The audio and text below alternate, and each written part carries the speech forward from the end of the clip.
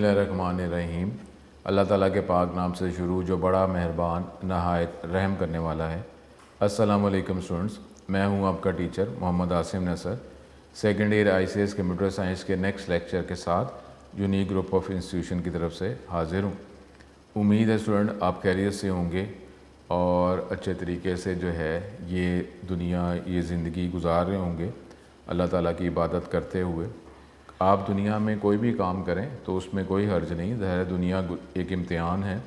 तो इम्तिहान भी तो जब हम देते हैं तो वो रिलैक्स हो के अगर हम एग्ज़ामिनेशन हॉल में अगर जाते हैं, बड़े सुकून से बैठ के पेपर देते हैं और जो है परेशानी अगर नहीं लेते फिर ही हमारा, और उसके लिए ये भी है कि ज़ाहिर है पहले तैयारी की हो, अच्छे तरीके से तैयारी की हो। और एग्ज़ाम वाले दिन क्या कहा जाता है कि आप जो है घर से भी एग्ज़ामिनेशन हॉल तक सुकून से जाएं और रास्ते में भी ट्रैफिक कोई भी है तो आप उसमें कोई इन्वॉल्व ना हो, डायरेक्ट तवज्जो आपके इम्तिहान की तरफ हो। ऐसे ही होता है ना, जिस दिन आप पेपर देने के लिए जा रहे होते हैं, ठीक है उसकी एक टेंशन होती है, लेकिन उसमें भी क्या कहा जाता है कि आप तवज्जो जो है सिर्फ उसी इम्तिहान पे ही रखें, तो इधर उधर तवज्जो ना करें। यही होता है ना पेपर जब आप देने जाते हैं। तो अब जो अगर दुनिया हम गुजार रहे हैं और कहा जाता है कि ये एक इम्तिहान है, तो इसमें क्या करना है हमने, तवज्जो वो इम्तिहान पे नहीं देना। और वो जब इम्तिहान जब देते हैं तो अच्छे तरीके से पेपर अटैम्प्ट करने की क्यों कोशिश करते हैं, ताकि हमारे अच्छे नंबर आएँ और अगला स्टेप जो है जो भी जिस डिग्री में जाना है वो अच्छी यूनिवर्सिटी में हम जा सकें। ऐसा ही होता है ना। तो अगर ये दुनिया एक इम्तिहान है तो क्या हमें तैयारी करके एग्ज़ामिनेशन हॉल में नहीं जाना? और क्या मकसद हमारा होना चाहिए कि अच्छे तरीके से हम पेपर अटैम्प्ट कर सकें और अगली डिग्री जो दुनिया के इम्तिहान में क्या होता है कि अगली डिग्री में अच्छी यूनिवर्सिटी में हमें एडमिशन मिल सके। तो अगर ये इम्तिहान है तो इस पर भी तो वही चीज़ें अप्लाई हो रही है ना कि आप अच्छे तरीके से तैयारी करें, सुकून से जाएं, और आपका मकसद क्या है कि मैं सारे सवाल अच्छे तरीके से अटैम्प्ट हो जाएं ताकि अगली जो डिग्री है उसमें अच्छी जगह हमें मिल सके, अच्छे मार्क्स आ सकें। ऐसी है। तो अगर दुनिया इम्तिहान है तो इसका जो आउटपुट जो है वो कहाँ होगी? अगली दुनिया, वो मरने के बाद। बिल्कुल बातें क्लियर हैं। अगर आप ठंडे दिमाग से अगर सोचें और रिलैक्स होके अगर सोचें तो ये इस्लाम जो है बहुत ही प्यारा मज़हब है। इसमें कोई ऐसा कॉम्प्लिकेशन नहीं है, बहुत आसान मज़हब है। अगर आप इसको यकीन के साथ जो है और ये तकब्बर और इस तरह के मसले मसाइल अगर आप निकाल देते हैं तो बहुत आसान है। लेकिन ये है कि अगर आप दुनिया में भी अगर कहते हैं ऐसा क्यों नहीं, ऐसा क्यों नहीं, मैं ये कर लूँगा इम्तिहान में, ऐसे कर लूँगा, ये क्या हुआ सर, ये पेपर क्या आ गया, ये क्वेश्चन क्या आ गया, ये बहस ही करी जा रहे हैं, उसका तो हासिल तो कुछ भी नहीं होगा। ठीक है। तो उसमें फिर राइट से इस्तेमाल किए जाएंगे। वो जो पेपर जो ले रहे हैं उनके भी कुछ राइट्स हैं, फिर उनको इस्तेमाल किया जाएगा और आपको जो है प्रॉब्लम होगा पेपर देते हुए, या अल्लाह न करे ये ना हो कि आपको किसी भी आपके एक्शन की वजह से फ़ेल कर दिया जाए। और यहाँ पे होता है कि इतने सालों के लिए आउट कर दिया या बिल्कुल ही फेल ही कर दिया, है कि नहीं ऐसे? तो इसलिए वहाँ पे क्या है, रिक्वेस्ट जो है वो रिक्वेस्ट ही करनी है। रिक्वेस्ट से ही जो है कुछ हो सकता है। अगर कोई गलती हो जाती है तो हमें क्या हॉल में क्या कहा गया कि गुस्सा नहीं करना, यही आपको कहा जाता है। तो ये गुस्सा नहीं करना तो ये क्या रिस्पेक्ट और आजिज़ी नहीं है? तो इधर भी जो है हमने यही करना है। ये नहीं करना कि सर ये क्या हो रहा है, वो क्या हो रहा है। ठीक है, ऐसा नहीं करना। तो अब जो है खैर आप ये अल्लाह ताला की इबादत करें और दुआ करें और अल्लाह ताला, और तवज्जो जो है उसी पे रहना चाहिए कि जी एक इम्तिहान है, ये दुनिया जो है ये हंस खेल की जगह नहीं है, ये एन्जॉयमेंट की जगह नहीं है, ये इम्तिहान चल रहा है। तो वहाँ पे भी अगर आप इम्तिहान में भी इधर उधर की आप लिखते जाएंगे, मजाक करते रहेंगे, तो कितना आपसे कोई बर्दाश्त करेगा। तो अब जो है हमारा फर्स्ट 50% ख़त्म हो गया है। अब सेकंड 50% जो है कंप्यूटर साइंस का सेकंड ईयर का हम स्टार्ट कर रहे हैं। इसमें भी 7 ही चैप्टर हैं। तो चैप्टर के नाम जो है भी आपको मैं डिटेल में बता देता हूँ। बोर्ड के हवाले से अगर लॉन्ग क्वेश्चन की बात करते हैं सेकंड 50%, तो इसमें 2 लॉन्ग क्वेश्चन आने हैं और उसमें से एक करना है।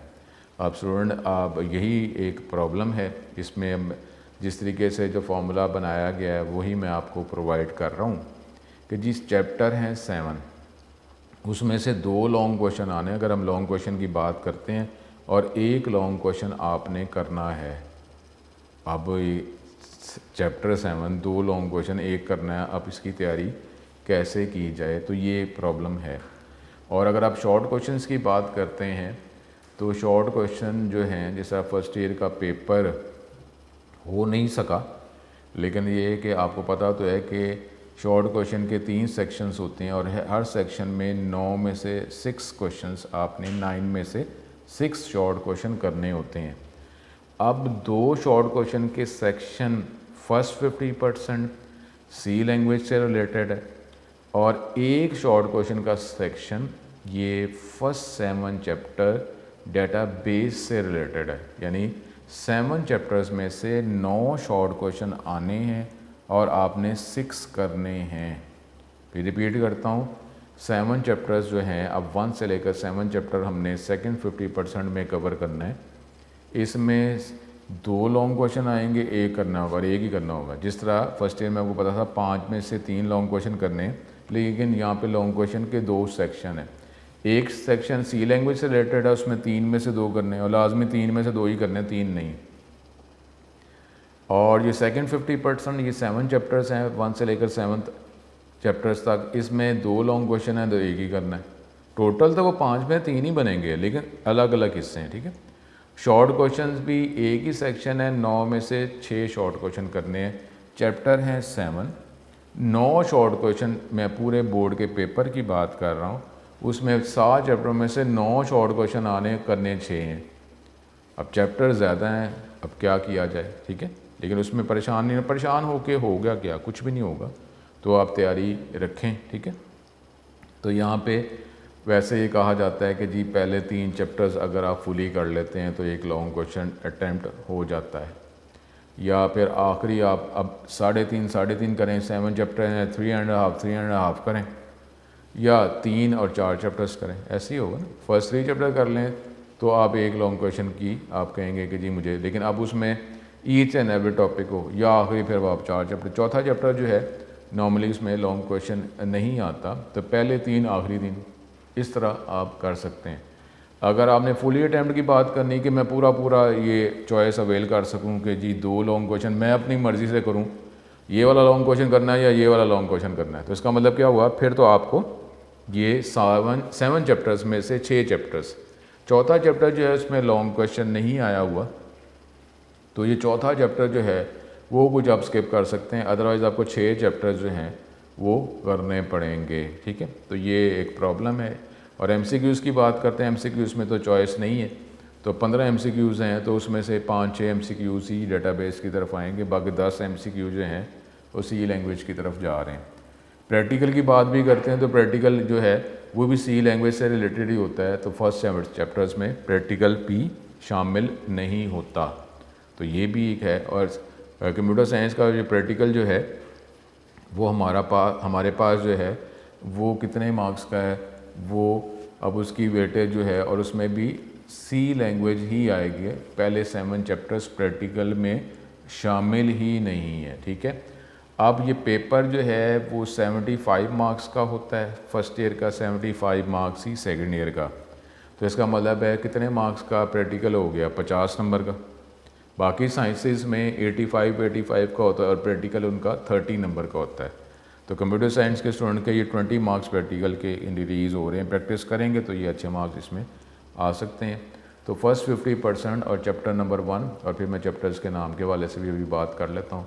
तो ये चैप्टर नंबर 1 जो है ये फर्स्ट 50%, पहले 7 चैप्टर्स, इसको अब हम स्टार्ट करते हैं। स्टूडेंट ये अब आप इसका व्यू देख रहे हैं, ये आपकी बुक, और इसके स्टार्ट में कंटेंट्स मैं आपको बता रहा हूँ। इसमें ये 14 चैप्टर्स हमारे, और सेकंड 50% हमारा कवर हो गया, ये चैप्टर नंबर 8 से 14।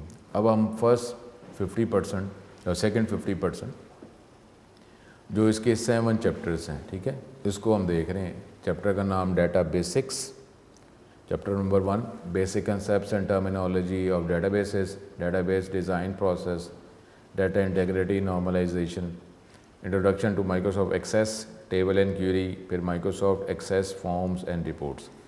ये पहले 7 चैप्टर्स हैं। इसमें जो टूल के तौर पर जो सॉफ्टवेयर इस्तेमाल करेंगे वो माइक्रोसॉफ्ट एक्सेस, ठीक है, माइक्रोसॉफ्ट एक्सेस।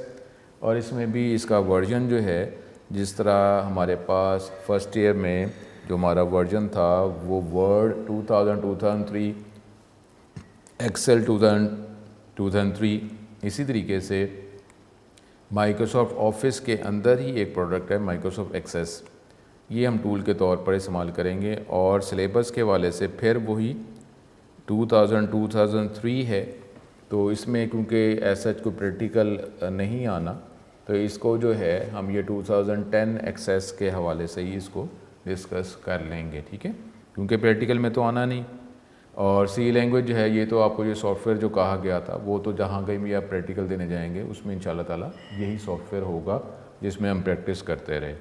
तो अब ये देखें 7 चैप्टर्स का ओवरव्यू कि इधर जो है ये टेक्निकली जो हम कंप्यूटर ऑन करेंगे एक्सेस के वाले से, ये 5, 6, 7 3 चैप्टर्स हैं। देखिए इंट्रोडक्शन टू माइक्रोसॉफ्ट एक्सेस, पहले 4 चैप्टर्स जो हैं ये हमारे पास डेटाबेस या डेटा बेसिक्स जो है, इसके कंसेप्ट्स जो हैं, पहले डेटा बेसिक्स है पहले चैप्टर का नाम, फिर डेटा बेस की बेसिक कंसेप्ट्स, कुछ टर्म्स टर्मिनोलॉजीज़, फिर डिज़ाइनिंग, क्योंकि आपको पता है जब सॉफ्टवेयर इंजीनियरिंग की बात करते हैं तो सॉफ्टवेयर इंजीनियरिंग में डिज़ाइन भी आता है, ठीक है। तो डेटाबेस को पहले प्रॉपर्ली, जिस तरह हमने क्या किया था, पहले सोचना तो है ना कि प्रोग्राम क्या बनाना है, ऐसे तो नहीं शुरू कर देंगे ना। इसी तरीके से जब आपने डेटाबेस जो है कोई डेटाबेस सॉफ्टवेयर यूज़ करना है तो उसको पहले प्रॉपर्ली डिज़ाइन किया जाता है, तो डिज़ाइन करने के कंसेप्ट्स होंगे। फिर डेटा इंटेग्रिटी, कुछ नॉर्मलाइजेशन, कुछ अगर एरर्स आ जाते हैं डिज़ाइनिंग एंड पे तो उसको कैसे सॉल्व किया जाता है, कैसे डिटेक्ट किया जाता है, तो ये चैप्टर नंबर 4 है, इंटेग्रिटी नॉर्मलाइजेशन। जब थ्योरी हो जाएगी फिर चैप्टर नंबर 5 में कंप्यूटर ऑन करके एक्सेस की वर्किंग स्टार्ट में हम देखेंगे। फिर उसकी बेस पर 4 ऑब्जेक्ट्स जो है वो कैसे बनाए जाते हैं, table, query, form, report, chapter number 6 और चैप्टर नंबर 7 में करेंगे। अब पहला चैप्टर जो है ये तो प्योर डेटा बेसिक्स है, जिसमें तो ये कंसेप्ट जो है नॉर्मली फर्स्ट ईयर में भी कुछ देखा था, पहले पेज पे हम देखेंगे, ये हम पढ़ेंगे तो इसमें तो। लेकिन जब चैप्टर नंबर 2 आ जाएगा तो इसमें मैं कुछ थोड़ी सी कोशिश करके साथ साथ जो है कंप्यूटर ऑन करके एक्सेस की बात भी थोड़ी सी कर लूँगा। वैसे अदरवाइज़ तो चैप्टर नंबर 5 पे जाकर है, लेकिन मैं साथ साथ जो है ये बातें जो है चैप्टर नंबर 2 में कर लूँगा। ये तो डिज़ाइन है, इसकी भी कुछ बातें, 4 जो है वो तो है ही थ्योरी। तो इस तरीके से जहाँ जहाँ इस तरह होगा चैप्टर नंबर 2 में कुछ बातें जो है इनिशियली मैं आपको साथ साथ थोड़ा बता दूँगा। अदरवाइज़ चैप्टर नंबर मैंने पहले कहा 5 में आएगा, लेकिन ये है कि आपको साथ साथ थोड़ा सा आप उस सॉफ्टवेयर के साथ यूज़ टू हो जाएं, ठीक है। तो ये हमारे पास फर्स्ट 50%, सेकंड 50% का ये सिलेबस है, फर्स्ट 7 चैप्टर्स। सेकंड 50% में पहले 7 चैप्टर्स होंगे। डेटा बेसिक्स, अब इसको हम स्टार्ट करते हैं। ये है अब डेटा बेसिक्स चैप्टर नंबर 1, और इसमें अब ये टॉपिक आ रहे हैं। और ये टॉपिक जो है ये वही टॉपिक जो हमने फर्स्ट ईयर के अंदर भी सबसे पहले किधर से शुरू किया था, यही शुरू किया था, डाटा इंफॉर्मेशन प्रोसेसिंग कंप्यूटिंग, यही हमने शुरू किया था। और ये यहाँ पर भी चैप्टर नंबर 1 जो है इसके अंदर भी हम ये अब डेटा बेसिक्स, डाटा की कुछ बुनियादी टर्म्स जो हैं वो हम देखेंगे। इसमें सबसे पहले डाटा ही आ गया। अब डाटा का शॉर्ट क्वेश्चन ये यहाँ पे आप करेंगे। अब ये आप ये 4 लाइंस अगर आप कर लें ये, तो ये हमारे पास ये डाटा का शॉर्ट क्वेश्चन हो जाएगा। Data is a collection of facts, figures and statistics related to an object that can be processed to produce a meaningful information। आप स्टूडेंट जो है ना कि जिस तरीके से अब हम सेकेंड ईयर में हैं और सेकेंड 50% में आ गए हैं, तो उसमें कुछ टॉपिक ऐसे होते हैं जो प्रीवियस डिग्री में भी करते हैं, अगली डिग्री में भी आ जाते हैं, लेकिन उसकी जो स्ट्रेंथ, जो वर्थ जो है वो इंक्रीज़ हो जाती है, वोकैबुलरी इंक्रीज़ हो जाती है। ये नहीं है कि जो स्कूल में हमने जो डेफिनेशन पढ़ी हैं वही कॉलेज में यूज़ करते रहें, वही आगे बैचलर डिग्री में, ऑनर्स में, एमफिल में यूज़ करते रहें, ऐसा नहीं होता है। उसकी वर्डिंग, उसकी डेप्थ जो है वो बढ़ती जाती है। इसी तरीके से डाटा जो है यहाँ पे जब ये वर्ड्स आ रहे हैं तो आप कोशिश करके यही यूज़ करेंगे। फर्स्ट ईयर में अगर डाटा आपने किया हो ठीक है, उससे रिलेटेड तो है, लेकिन अब आपने इसके वर्ड्स, वोकैबुलरी जो है यहीं के इस्तेमाल करने। Data is a collection of facts figures and statistics related to an object, जिसको प्रोसेस किया जाता है तो फिर ये कन्वर्ट हो जाता है एक मीनिंगफुल इंफॉर्मेशन में। In an organization data is an asset, यही मेन उसका कंपोनेंट है डाटा, जिसकी बेस पर ही प्रोसेसिंग करके इंफॉर्मेशन हासिल की जा सकती है। डाटा एनेबल जी managers to perform an effective and successful operation of management, मुख्तलिफ तरह के काम डाटा की बुनियाद पर ही वो ले सकता है। ठीक है, डाटा। अब डाटा जो है उसके बाद इंफॉर्मेशन जब हम डाटा को प्रोसेस करते हैं, मैनेज करते हैं, मैनिपुलेट करते हैं तो वो इंफॉर्मेशन बन जाती है। जिस तरीके से अगर आप करते हैं डाटा में एग्जांपल क्या आ जाएगा कि स्टूडेंट का रोल नंबर, मार्क्स, ये डाटा है। लेकिन जब उसको प्रोसेस करते हैं तो फिर उसकी कोई परसेंटेज ग्रेड निकल आता है, तो ये परसेंटेज ग्रेड बेस किस पर कर रहा है? स्टूडेंट के मार्क्स पर।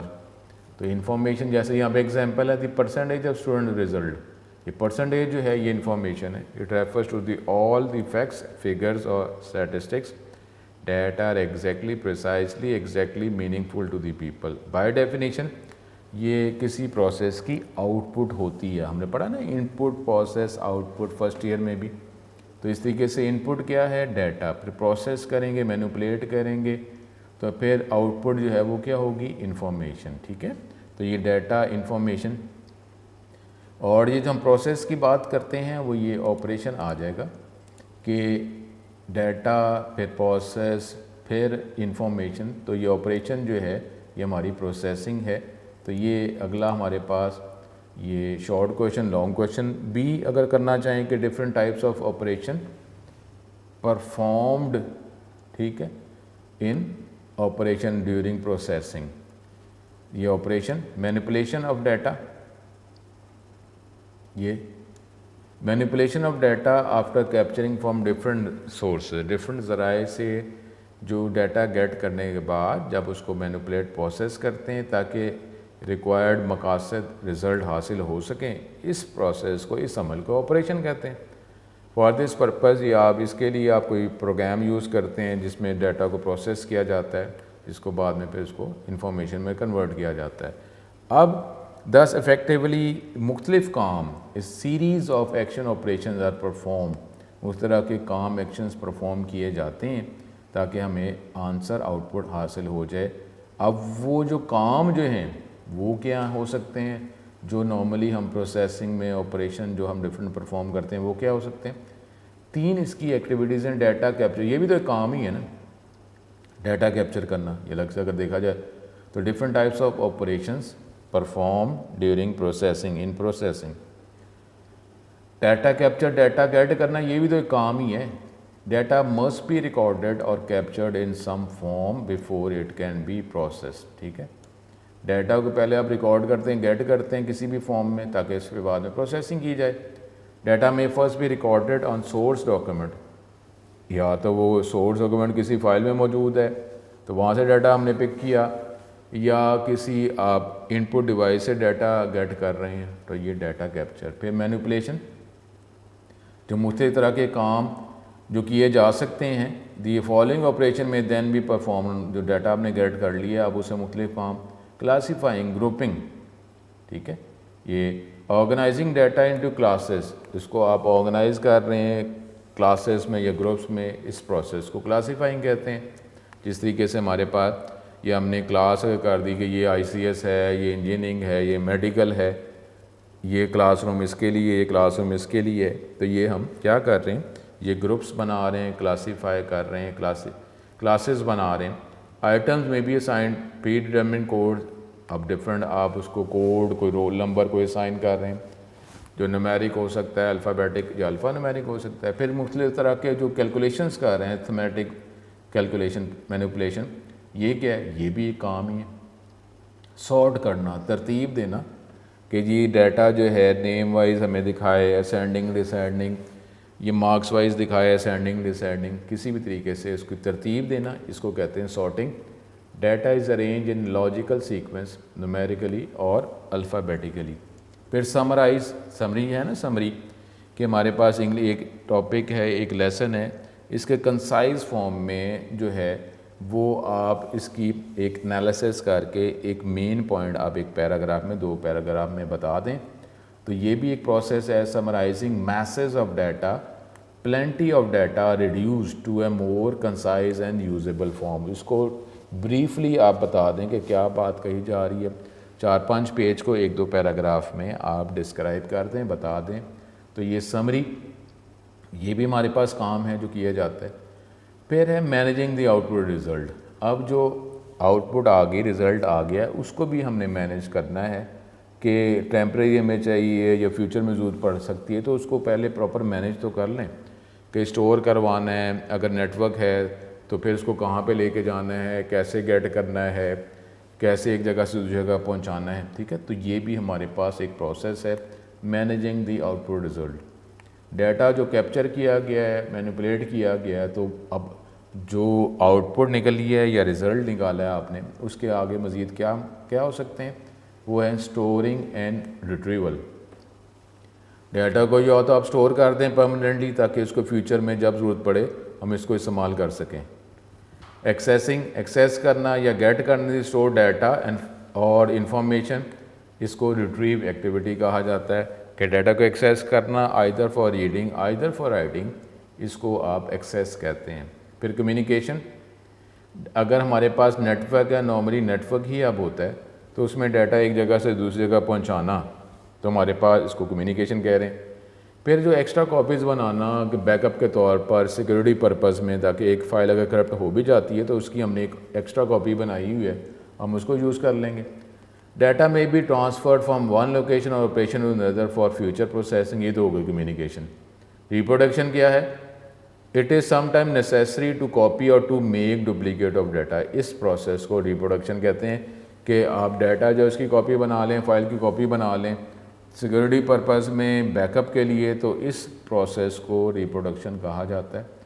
तो यहाँ तक जो है ये टेक्स्ट बुक के हवाले से हम देखते हैं, ठीक है। अब इसको कवर करते हैं, ये जो हम कर रहे हैं अब ये नोट से, जिससे हमें मज़ीद नॉलेज मिल जाता है। चैप्टर नंबर 1, अब डाटा बेसिक्स, वही डाटा और information. Data is any collection of numbers, characters और अदर सिम्बल्स, जो किसी भी स्टाइल में आप उसको कोड करते हैं। That can be input into computer और प्रोसेस। डाटा आर सिंपली क्या है, ये फैक्ट्स और फिगर्स हैं, different information but not information itself. Data on its own has no meaning, इसका कोई मतलब नहीं है, ये तो आगे फर्दर किसी प्रोसेसिंग में इस्तेमाल होगा। प्रोसेस करने के बाद जो आउटपुट होगी उसका कोई मतलब बनेगा। It is only after processing by a computer that data takes on a context, और फिर उसकी कोई मीनिंग बनते हैं और वो फिर इंफॉर्मेशन में कन्वर्ट होता है। There are different types of data, all data ends up being stored as a series of numbers, ठीक है, वो बाइनरी की बात कर रहे हैं, ठीक है। Data can be input to the computer by the user in many different ways. The main types of data that can be input in the computer and process, numeric, text, dates, graphics, sound, ठीक है। हमें ये पता है first year के वाले से भी और सेकेंड ईयर के वाले से भी कि टाइप ऑफ डाटा जो है, पहले था कि सिर्फ वो सिंपल जो है टेक्स्ट फॉर्म ही डाटा है, अल्फ़ाबेटिकल ही डाटा है, लेकिन उसके बाद फिर न्यूमेरिक, उसके बाद फिर डिफरेंट हमारे पास डेट फॉर्मेट में डाटा वो भी है, फिर ग्राफिक्स हैं, साउंड है, पिक्चर्स हैं, एनिमेशंस हैं। तो डिफरेंट टाइप ऑफ डाटा जो है वो फिर आ गया। उसको इनपुट करना, प्रोसेस करने के बाद जिस फॉर्म में आपको आंसर रिक्वायर है उसी फॉर्म में आंसर प्रोवाइड करना। इंफॉर्मेशन, जब डाटा को प्रोसेस किया जाता है, इंटरप्रेट किया जाता है, ऑर्गेनाइज किया जाता है स्ट्रक्चर प्रॉपर एक मैनर में और प्रेजेंट किया जाता है ताकि इसका कोई मतलब निकल सके और फ़ायदेमंद हो, तो इसको फिर इंफॉर्मेशन कहा जाता है। Information provides context for data, कि जी इसका मकसद जो है इसमें पता चलता है, मीनिंग हासिल होता है। The process data is called information. Information is meaningful, useful and organize. It is use for making decision, और नॉर्मली डिसीजन मेकिंग जो है उसका ताल्लुक जो है वो इंफॉर्मेशन के साथ होता है। अब हमने ये फर्स्ट ईयर में भी देखा था और ये हमें पता है कि ये एक कॉन्टीन्यूस एक प्रोसेस है, इनपुट, प्रोसेस, आउटपुट, और आउटपुट के बाद जो प्रोसेस हमारा रुक नहीं जाता, बल्कि फ्यूचर में फिर वो मज़ीद किस तरीके से डाटा गेट किया जाएगा, एनहेंस किया जाएगा, क्वालिटी जो है ऑफ डाटा वो गेट किया जाएगा। ये एक कॉन्टीन्यूस प्रोसेस है, ये चलता ही रहता है। अब इंफॉर्मेशन के बाद जो हमें कोई मीनिंग हासिल हो गया, अगर रिज़ल्ट की बात ही अगर आप करें कि अब रिज़ल्ट है एवरेज, पहले मार्क्स हैं जो आपने ऑब्टेन किए, वो इनपुट किया गया, उसको फिर टोटल निकला, फिर एवरेज, फिर आपका ग्रेड आया। तो ग्रेड जो है उससे हमें पता चला कि हमने जो इतनी मेहनत की थी तो उस मेहनत से हमें इतने नंबर आए, तो क्या ये नंबर इनफ हैं? अगर ये नंबर कम है तो इसका मतलब है जितनी पहले हमने वर्किंग की थी, जितनी मेहनत की थी, उससे हमें ज़्यादा करनी है। इसका मतलब है कि इंफॉर्मेशन जो रिज़ल्ट था वो आगे फ्यूचर में हमारी वर्किंग जो है वो भी उस पर बेस कर रही होती है। और बेटर तो यही है कि पॉजिटिव ही आप गेट करें कि जी अगर रिज़ल्ट अगर कम है, थोड़ा है, तो फिर मेहनत हमने जो पहले की थी उससे ज़्यादा करें।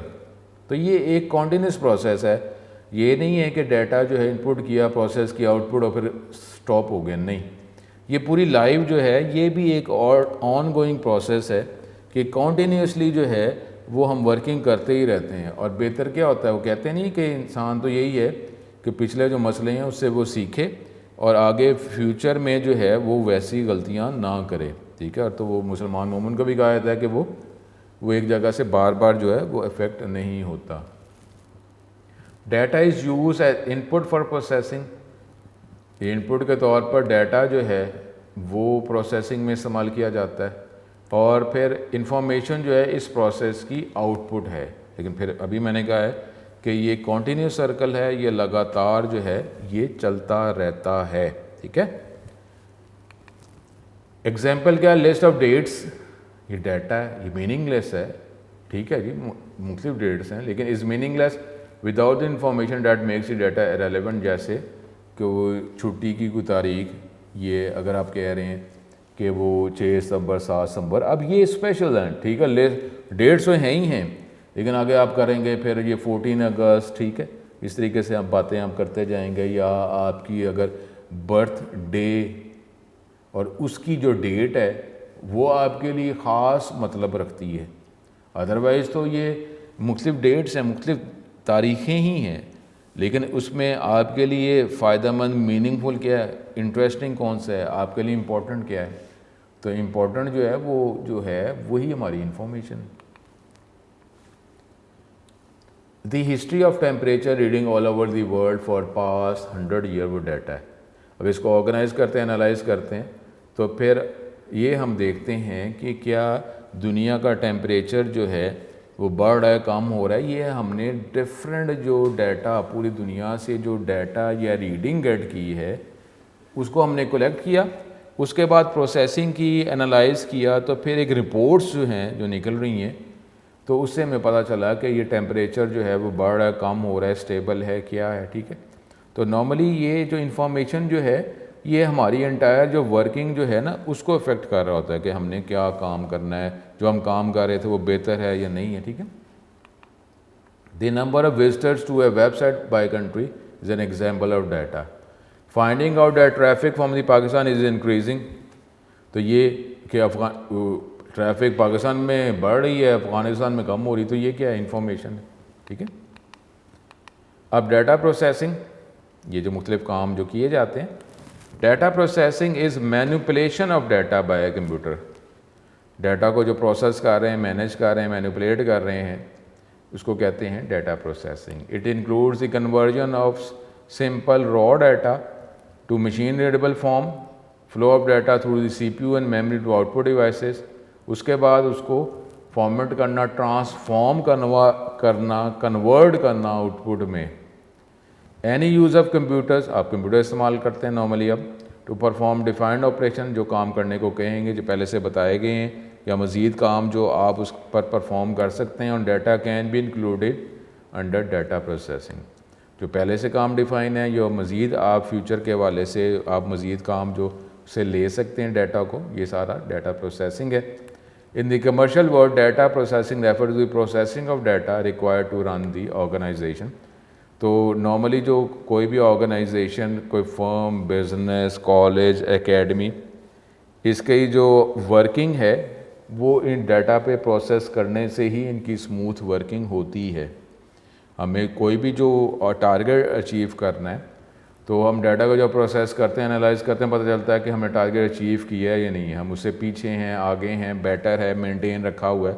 तो टारगेट हमने यही रखना है कि फर्दर फ्यूचर में इन्हेंस करना है।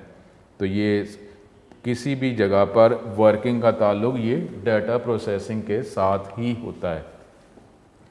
डाटा प्रोसेसिंग अकर्स जब डाटा को कलेक्ट किया जाता है, उसको कन्वर्ट किया जाता है यूजेबल फॉर्म में, यूजेबल इंफॉर्मेशन में, usually perform by data scientist और teams of data scientist. It is important for data processing to be done correctly. और ऐसे जहाँ पे कहा जाता है रॉ फैक्ट्स एंड फिगर्स, अब फैक्ट का मतलब है वो डाटा सही होगा, डाटा सही एंटर किया है तो फिर ही प्रोसेसिंग होगी ना। आपको कहा जी मार्क्स जो हैं 30 मार्क्स हैं टोटल, और अब गलती से डाटा जो एंटर हो गया 35, अब ये 35 जो है इसको सिस्टम का पार्ट तो नहीं ना बनाना, ये फैक्ट तो नहीं है 30 में से 35 कैसे आ गए। तो इसलिए डाटा जो है वो, इसलिए यहाँ पे वर्ड रॉ फैक्ट्स है कि इसका मतलब है कि जो रिक्वायर है वही डाटा प्रोवाइड करना है, अदरवाइज जो है एरर आएगा या उसको सिस्टम का पार्ट ही नहीं बनाना, यानी वो इनवैलिड डाटा है। Data processing start with data in its raw form and converts it into more able form. कोई भी फॉर्म हो सकती है, graph, documents, given it the form and context necessary, जो फिर कंप्यूटर उसको इंटरप्रेट करेगा और फिर वो ऑर्गेनाइजेशन के वर्कर्स, एम्प्लॉयज़ या कॉलेज एकेडमी के अंदर जो मैनेजमेंट है वो उसको यूज़ करके अपनी आउटपुट जो है वो गेट करेगी, एनालाइज करेगी और फर्दर फ्यूचर में जो वर्किंग जो है उसको सेट किया जाएगा। एक्टिविटीज़ जो डाटा प्रोसेसिंग में के अंडर जो है वो की जा सकती हैं, ये कुछ बताई गई, डेफिनेटली इसके आगे भी होती हैं। डिफरेंट एक्टिविटीज़ जो परफॉर्म की जाती हैं डाटा प्रोसेसिंग, वो क्या है, डाटा कैप्चर करना, मैनिपुलेट करना, मैनेज आउटपुट रिजल्ट। अब उसमें डाटा कैप्चर करना, डाटा गेट करना, ये भी तो एक काम ही है ना। Capturing data is the first step in data processing. Data वो गेट किया जाता है मुख्तलिफ रिसोर्सेज जो अवेलेबल हैं उससे। जो data lakes, data warehouse, ये हमारे पास बल्क में डाटा गेट किया जा रहा है, डिफरेंट जो स्टोर हाउसेज हैं वहाँ से डाटा गेट किया जा रहा है। It is important that data sources available are trustworthy, ये डाटा जो ज़राए जिस जगह से डाटा हासिल कर रहे हैं वो भी हमारे पास जो है वो ट्रस्टवर्दी इम्पॉर्टेंट, हम उस पर बिलीव करते हों, ठीक है। वही हम फैक्ट की बात कर रहे हैं ना, ट्रू, सही डाटा तो गेट करना है ना। And well build so that data collected and later use is of the highest possible quality. Data is captured, process करने डाटा हासिल तो करेंगे। डाटा जो है वो डायरेक्टली कंप्यूटर हार्ड डिस्क से गेट कर सकते हैं या डिफरेंट इनपुट डिवाइसेस से। डाटा को जो फिर आप डिफरेंट प्रोसेसिंग जो परफॉर्म करते हैं उस पर, the process of applying different operation, उसको कहते हैं data manipulation.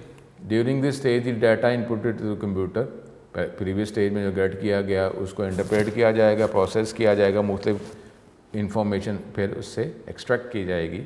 Processing is done using machine learning algorithm, जो प्रोग्राम सॉफ्टवेयर्स बने हुए हैं उसके ज़रिए इसकी प्रोसेसिंग की जाएगी। दो the process itself may very slightly depending, आपको क्या रिक्वायरमेंट है उसके हवाले से प्रोसेसिंग डिफरेंट हो जाएगी, ठीक है। Data manipulation is the process of changing data to make it easier, कि ताकि उसको रीड किया जा सके, उससे हमें रिक्वायर्ड आउटपुट हासिल हो सके। फॉलोइंग जो काम किए जा सकते हैं वो क्या है, क्लासीफाइंग, कैलकुलेशन, सॉर्टिंग या समराइजिंग। एक करके देखते हैं। क्लासीफाइंग, ये मुख्तलिफ डाटा के मुख्तलिफ ग्रुप्स, कैटेगरीज बना दें। Process of organising data into classes group, इसको क्लासीफाइंग कहते हैं। जैसे data in a college can be, दो ग्रुप्स में डिवाइड कर रहे हैं। Data student may be in one group, engineering group फिर आप कहते हैं, और टीचर्स का डाटा दूसरे ग्रुप में। या डिफरेंट क्लासेस बना रहे हैं, ICSE, इंजीनियरिंग, मेडिकल, डिफरेंट तरह की जो अर्थमेटिक कैलकुलेशंस परफॉर्म कर सकते हैं। A process of applying different arithmetic operation, data पे उसको हम कैलकुलेशन कहते हैं। कॉमन कैलकुलेशन, अर्थमेटिक कैलकुलेशन तो वही है, addition, subtraction, multiplication, division. Normally जो भी सॉफ्टवेयर के अंदर जो हम वर्किंग कर रहे थे नॉर्मली यही होती है। अब अगर आप कॉम्प्लेक्स एनवायरनमेंट, कॉम्प्लेक्स कैलकुलेशंस हैं, क्रिटिकल हमारे पास एनवायरनमेंट्स हैं, तो फिर उधर हम कॉम्प्लेक्स वर्किंग कर रहे होंगे। लेकिन नॉर्मली हमारे पास जो ये प्लस माइनस ऐड सब्ट्रैक्ट यही हो रहा होता है नॉर्मली सॉफ्टवेयर हाउस में। अब डाटा जो है वो बल्क में है कि, और उसके बाद डिफरेंट जगहों से डाटा गेट किया जा रहा है, उसको कंबाइन मर्ज किया जा रहा है, फिर आउटपुट एक जगह पे नहीं, नेटवर्क एनवायरनमेंट है तो मुख्तलिफ जगहों पे डाटा प्रोवाइड करना पड़ रहा है। ठीक है, तो ये हो जाता है। अदरवाइज़ बेसिक हमारे पास कैलकुलेशन, ये बेसिक अर्थमेटिक ऑपरेशन ही होते हैं। डाटा को तरतीब दे देना ताकि जिस फॉर्म में हमें डाटा रिक्वायर है उसी फॉर्म में जो है हम देखें, क्योंकि जब आप सॉर्ट करते हैं, तरतीब देते हैं, तो हमें एक सीक्वेंस आ जाता है। अल्फ़ाबेटिकली कर रहे हैं तो हमें पता है ए के बाद बी है, सी है, इस तरीके से सी आ गया, सी अब आप देख रहे हैं तो इसका मतलब है कि ए भी उससे पहले ही। ठीक है, तो इस तरीके से अरेंजमेंट जब हो जाती है तो ज़रा डाटा, अपने रिक्वायर्ड डाटा तक पहुँचना जो है ये आसान हो जाता है। Process of arranging data in logical sequence sorting कहते हैं। अब न्यूमेरिकली आप सॉर्ट कर लें, तरतीब दे दें, अल्फ़ाबेटिकली असेंडिंग डिसेंडिंग जिस तरह आप करना चाहें कर सकते हैं। Summarising the process of reducing large amount of data in concise form, usable form, इसको समरी कहते हैं। जैसे for example people deposit money in bank daily, the data of bank can be summarise to show the total money, कि जी total money bank में उस month में आए कितने हैं। ठीक है, बजाय इसके इंडिविजुअल हम डिपॉजिट्स की बात करें। फिर आखिर में मैनेजिंग आउटपुट रिजल्ट, आउटपुट जो आ गई तो उसको फिर आगे मैनेज करना है, अगर फ्यूचर में हमें रिक्वायर है, डिस्ट्रीब्यूट करना है। Output interpretation stage is the stage at which data is finally usable to non data scientist, के जो प्रोफेशनल्स नहीं हैं तो वो अगर डाटा उनको फ्यूचर में रिक्वायर है तो क्या करेंगे। ठीक है, फॉलोइंग एक्टिविटीज़ जो परफॉर्म किए जाते हैं जब डाटा को कैप्चर किया जाता है, मैनिपुलेट किया जाता है, वो है स्टोरेज। डाटा को स्टोर किया जाए ताकि फ्यूचर में उसको इस्तेमाल किया जा सकता है। After all the data is process it is then stored for future use. ठीक है, ये हम कर सकते हैं कि डाटा को फ्यूचर में अगर हमें ज़रूरत है तो उसको स्टोर कर लें ताकि फ्यूचर में उसको इस्तेमाल किया जा सके। फिर हमारे पास रिट्रीवल, डाटा जब उसको सेव कर लेंगे तो मुख्तलिफ जगहों से उसको डाटा को फिर हम गेट भी कर सकते हैं। द प्रोसेस ऑफ एक्सेसिंग और फैचिंग द स्टोर्ड डाटा, इसको डाटा रिट्रीवल कहते हैं। अब डाटा जो है किसी भी फॉर्म में उसको गेट किया जा सकता है, रिपोर्ट फॉर्म में, ग्राफ, चार्ट। फिर कम्युनिकेशन, डाटा को एक जगह से दूसरी जगह पहुंचाना ताकि जहाँ जहाँ रिक्वायर है, जहाँ जहाँ से क्वेश्चन अराइज हुआ था, जहाँ जहाँ से डिमांड प्लेस की गई थी, वहाँ पे उसको आंसर उसका प्रोवाइड कर दिया जाए। The process transferring data from one location another, इसको डाटा कम्युनिकेशन कहते हैं। फिर रिप्रोडक्शन, ताकि डाटा अगर सिक्योरिटी पर्पज़ में या कोई डाटा करप्ट हो सकता है तो हम उसकी एक्स्ट्रा कॉपी बना लें तो उसको रिप्रोडक्शन कहा जाता है। द प्रोसेस ऑफ कॉपिंग और डुप्लीकेटिंग डाटा, इसको रिप्रोडक्शन कहता है। आ जाता है डाटा कैन बी रिप्रोड्यूस, अगर different user need data at different location तो डेफिनेटली उसकी कॉपीज़ बनाई जाती हैं, फिर आगे स्प्रेड की जाती हैं। ठीक है, तो ये हमारे पास जो है ये आज के लिए जो है वो इतना रखते हैं कि डिफरेंट एक्टिविटीज़ जो हमने जो परफॉर्म हम करते हैं। तो ये हमारे पास जो है ये सेकंड 50% का हमारे पास ये पहला लेक्चर था।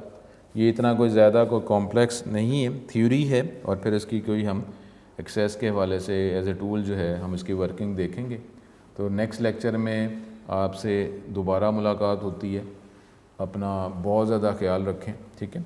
और ये डाटाबेस को इस तरीके से, जिस तरह आपने सी लैंग्वेज पे तोजह की है, इस तरीके से डाटाबेस में भी इस तरह तोजह करके, थ्योरी पे तोजह करके जो है अच्छे मार्क्स आप ले सकते हैं। अपना बहुत ज़्यादा ख्याल रखें। अस्सलाम वालेकुम।